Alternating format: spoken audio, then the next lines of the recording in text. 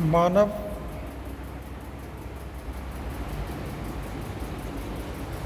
BA part second मानव भूगोल।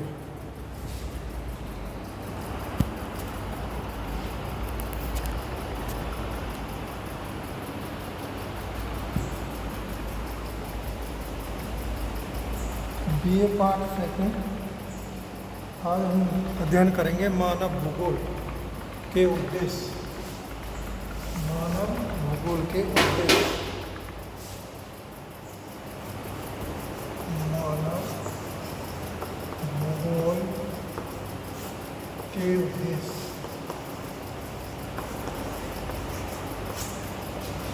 तो आप सभी जानते हो कि मानव भूगोल में मानव का अध्ययन किया जाता है, मानव के रहन सहन, मानव का खान पान, मानव के उद्योग धंधे आदि का। तो मानव भूगोल का अपना एक उद्देश्य होता है।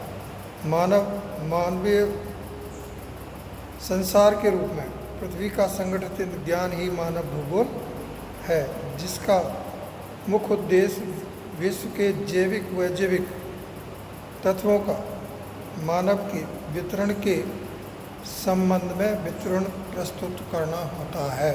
यानी कहाँ पर जनसंख्या कम है, कहाँ पर अधिक है, कहाँ पर जैविक संसाधन है, कहाँ अजैविक हैं, मानव जैविक और अजैविक संसाधनों के बीच अपना संतुलन किस प्रकार बैठाता है। अतः मानव भूगोल का उद्देश्य है कि पृथ्वी तल पर विभिन्न प्रदेशों की जनसंख्याओं का उसके वातावरण के संसाधनों के प्रयोग से किए गए स्थानिक संगठनों का अध्ययन मानव प्रगति और मानवीय सुख समृद्धि के लिए किया जाना चाहिए। यानी मानव भूगोल में जो उद्देश्य है कि मानव कैसे प्रगति करेगा, कैसे अन्य जो संसाधन हैं उनके साथ सामंजस्य स्थापित करेगा, इसका अध्ययन मानव भूगोल में किया जाएगा। मानव भूगोल में मनुष्य के स्थानिक वितरण के साथ ही उसकी भौगोलिक सामाजिक पृष्ठभूमि में संपूर्ण गतिविधियों का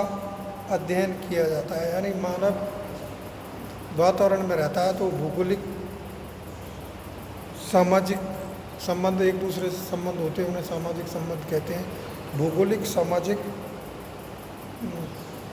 पृष्ठभूमि में किस प्रकार अपना विकास करता है। तो मुख्य उद्देश्य मानव प्रगति और समृद्धि है। मानव भूगोल का मुख्य उद्देश्य क्या हो गया? मानव की प्रगति और समृद्धि है। मानव के कार्यों से क्षेत्रीय सांस्कृतिक भूदृश्य निर्मित होते हैं। मानव अलग अलग क्षेत्रों में अलग अलग प्रकार के कार्य करता है और अलग अलग प्रकार का रहन सहन करता है, अलग अलग प्रकार का खान पान करता है। इस रहन सहन, खान पान, सामाजिक व्यवस्था के आधार पर वहाँ पर जो संस्कृति है वो भिन्न भिन्न रूप में विकसित होती है। तो मानव भूगोल का जो मुख्य उद्देश्य है वो आप यहाँ लिख लीजिए। मानव भूगोल में मानव का वातावरण से संबंधों को महत्वपूर्ण माना है। मानव भूगोल में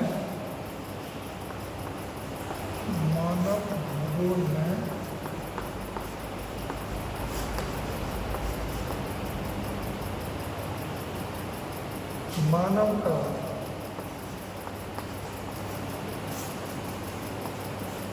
वातावरण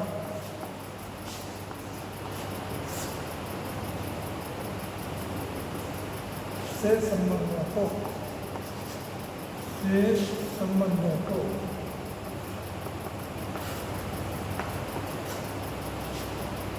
महत्वपूर्ण माना है।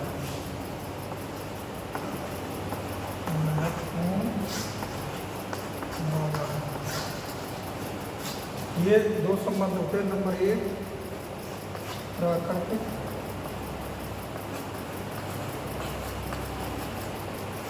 और दूसरा होता है सांस्कृतिक।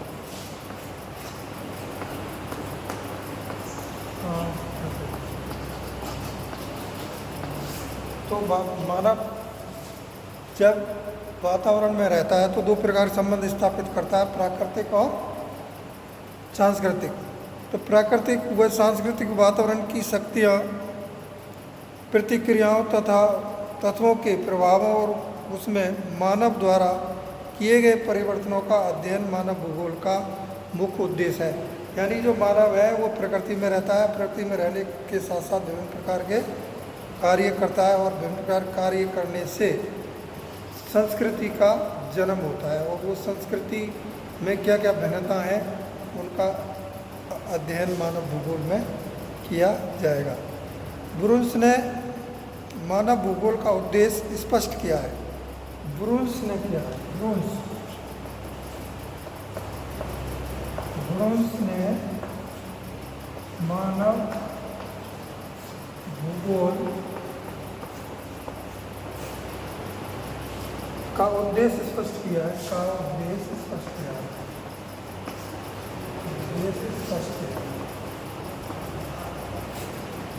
स्पष्ट किया है। उसमें लिखा है, मानव भूगोल का उद्देश्य मानव क्रियाकलापों तथा भौतिक भूगोल के दृश्यों के मध्य संबंधों का अध्ययन है। मानव भूगोल का उद्देश्य मानव क्रियाकलापों तथा भौतिक भूगोल के दृश्यों के मध्य संबंधों का अध्ययन करना है। वर्तमान समय में जब दूरियां संकुचित होती जा रही हैं तथा पूरी दुनिया एक विश्व गांव बनती जा रही है, इसी दृष्टि से मानव भूगोली ऐसे क्षेत्रों व स्थानों की विशेषताओं को समझाने का प्रयास करता है।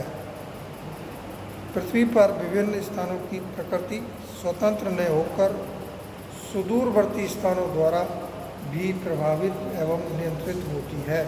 यानी एक क्षेत्र होता है, उस क्षेत्र में विभिन्न प्रकार की जलवायु होती है, विभिन्न प्रकार के संसाधन होते हैं, विभिन्न प्रकार की क्रियाएं होती हैं, और वो क्रियाएं एक क्षेत्र से दूसरे क्षेत्र से प्रभावित होती है। इस सब का अध्ययन किया जाता है। यानी विश्व को एक गांव माना है। विश्व को एक गांव इसलिए माना है क्योंकि आजकल जो परिवहन है वो बहुत दूरगामी परिवहन विकसित हो गए हैं।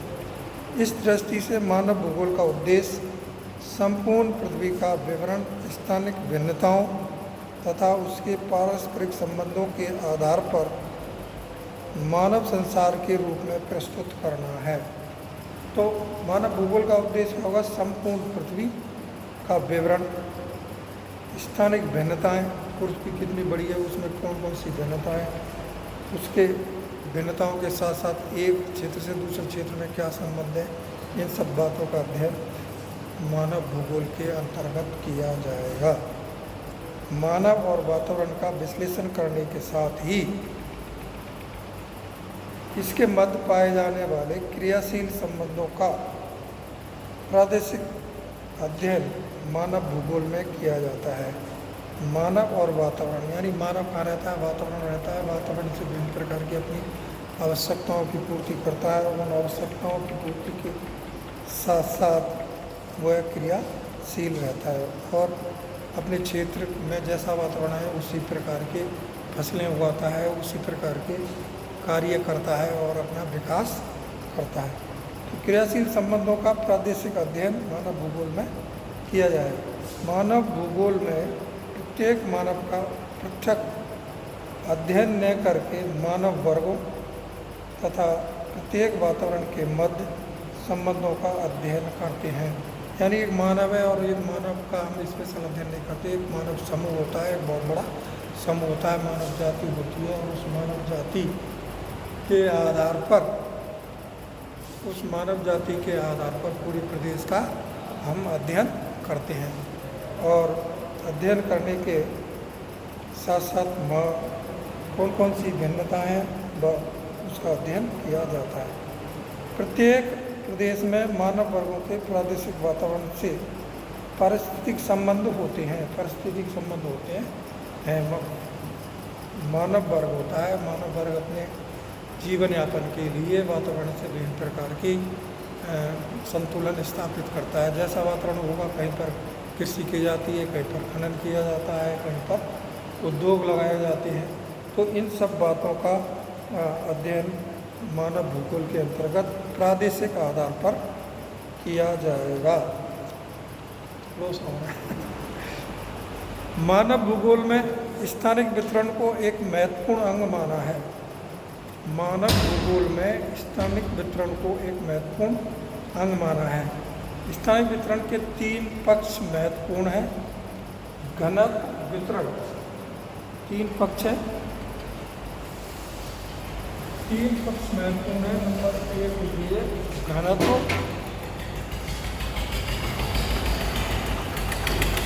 वितरण,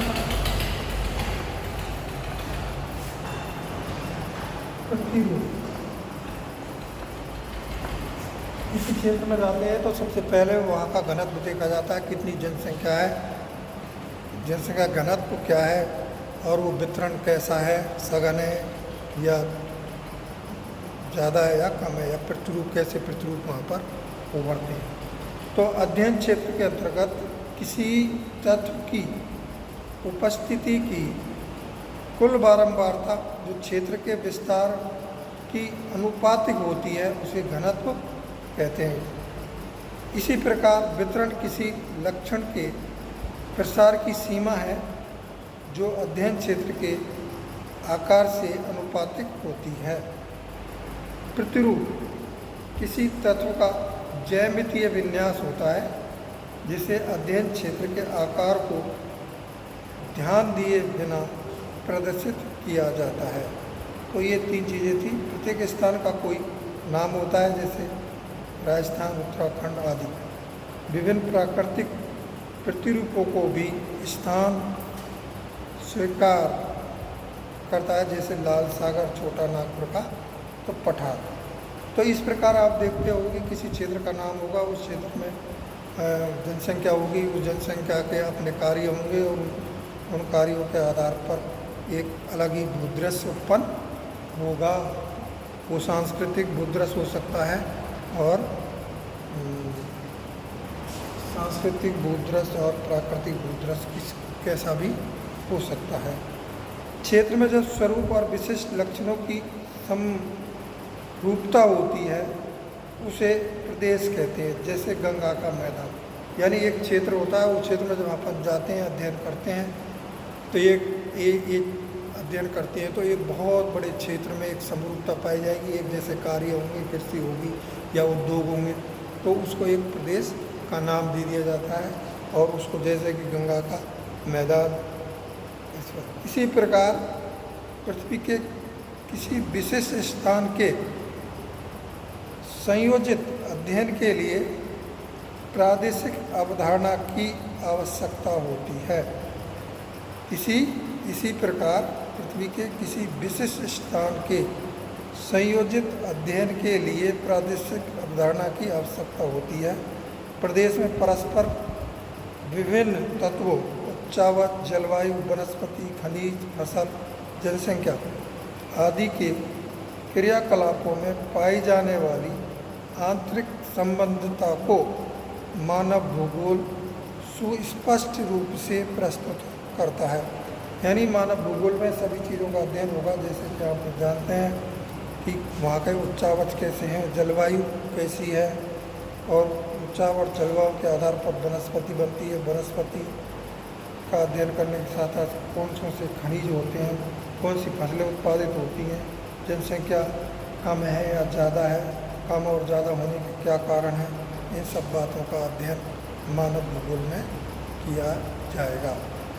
स्पष्ट है कि मानव भूगोल पृथ्वी तल पर विभिन्न मानव समूहों द्वारा प्राकृतिक वातावरण के उपयोग, परिवर्तन तथा समायोजन का अध्ययन प्रस्तुत करने के साथ ही वातावरण में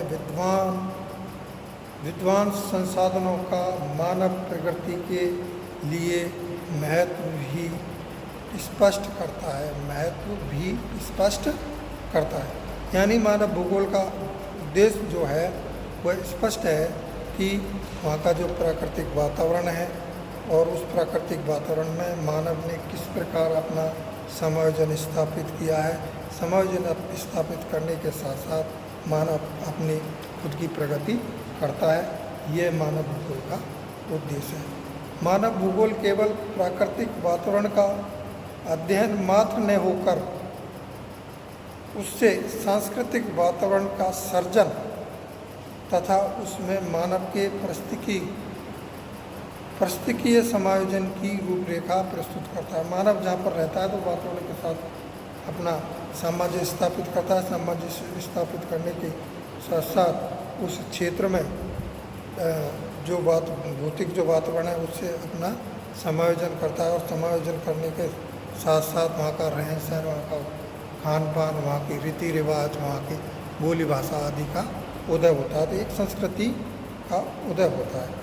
वातावरण में मानव निर्मित या सांस्कृतिक तत्वों, वातावरण में मानव निर्मित या सांस्कृतिक तत्वों जैसे कृषि है, पशु चारण है, मत्स्य व्यवसाय है, वन उद्योग, आखेट खनन, विनिर्माण, परिवहन व व्यापार, ये सब चीज़ें वहाँ पर उत्पन्न होती हैं।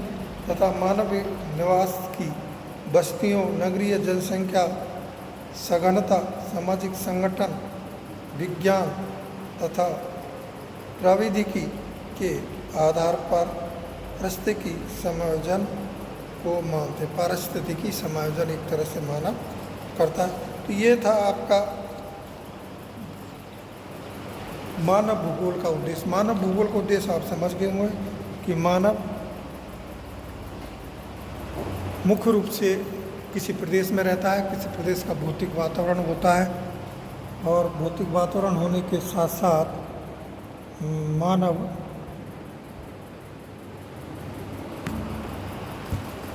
उस क्षेत्र में अपने जीवन यापन के लिए, अपने कार्यकलापों के लिए, अपनी सुख सुविधा के लिए विभिन्न प्रकार के परिवर्तन भी करता है, समायोजन भी करता है। और जिस क्षेत्र में जैसी जलवायु होती है, जैसा वैसा वहाँ पर व्यवसाय उत्पन्न होते हैं। कहीं कृषि की जाती है, कहीं खनन किया जाता है, कहीं परिवहन का अधिक विकास होता है, कहीं औद्योगिकरण होता है। तो ये सब वातावरण के साथ किया जाता है। तो ये था आपका मानव भूगोल का उद्देश्य।